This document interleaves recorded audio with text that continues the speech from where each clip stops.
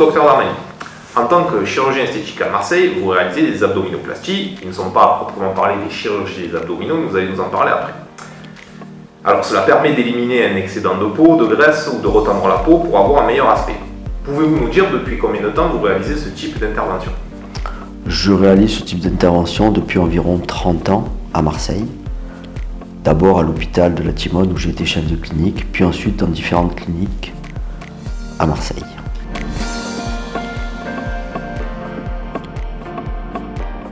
Et dans quelle clinique vous réalisez actuellement les abdominoplasties à Marseille? Actuellement, je réalise ce type d'intervention principalement à la clinique Bouchard, qui est une clinique de chirurgie générale, et parfois à la clinique Phénicia, qui est une clinique de chirurgie esthétique.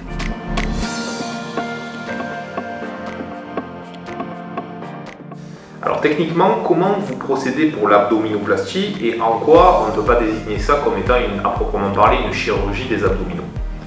Alors, la chirurgie de la paroi abdominale est une chirurgie assez complexe puisqu'elle s'adresse à 3 parties de cette région, la graisse, la peau et le muscle, qui sont réparés selon les besoins de la patiente. Et quelles cicatrices résultent en général des abdominoplasties? Qu'est-ce que vous avez l'habitude d'observer pour cette opération? La dimension et la position des cicatrices est variable selon les besoins de la patiente ou du patient. On peut réaliser des cicatrices assez courtes, à peine un peu plus grandes qu'une césarienne dans certains cas, mais parfois on peut être amené à avoir des cicatrices beaucoup plus longues.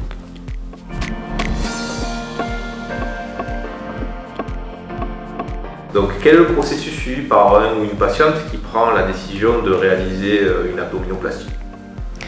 Je vois en général la patiente en préopératoire 2 voire 3 fois afin de préciser le type d'intervention qui vous convient le mieux et de réaliser un certain nombre de tâches administratives.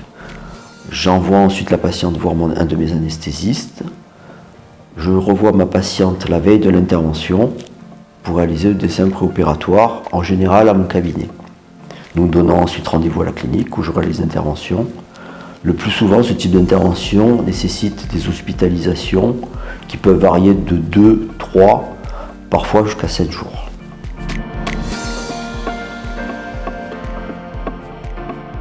Quel est votre suivi de la patiente après cette chirurgie dans le temps?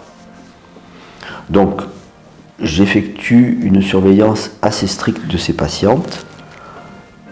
D'abord pendant leur hospitalisation, puis ensuite une fois qu'elles sont sorties, je les revois à mon cabinet pour réaliser l'ablation des points. Je revois ensuite la patiente au bout d'1 mois, 2 mois, 3 mois et assez souvent 6 mois et 1 an.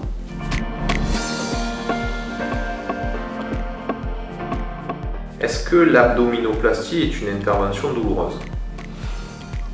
Selon qu'on resserre ou pas les muscles abdominaux, cette intervention peut être plus ou moins douloureuse.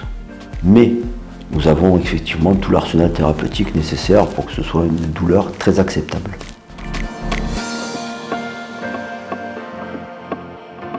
Au bout de combien de temps peut-on reprendre une activité normale après une abdominoplastie? On peut reprendre une activité normale après environ 1 à 2 mois. Merci docteur.